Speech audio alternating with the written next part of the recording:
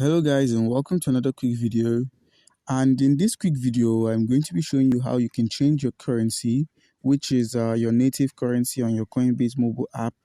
This can be done by simply using the toggle at the top left corner of the screen.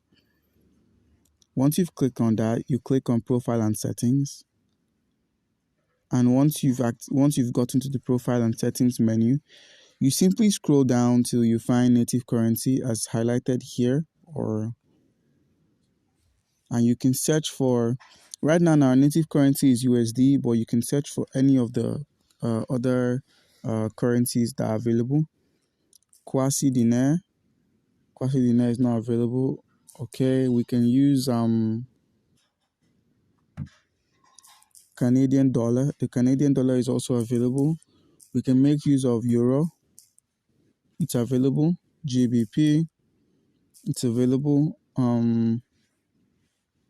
The Japanese yen, it's also here, and many other tokens are, or many other currencies are available.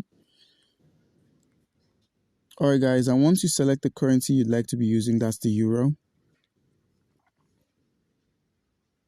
everything involving your account is going to be converted to euro. Alright guys, comment down below if you have any questions concerning how you can change your currency, and you'd be given an answer.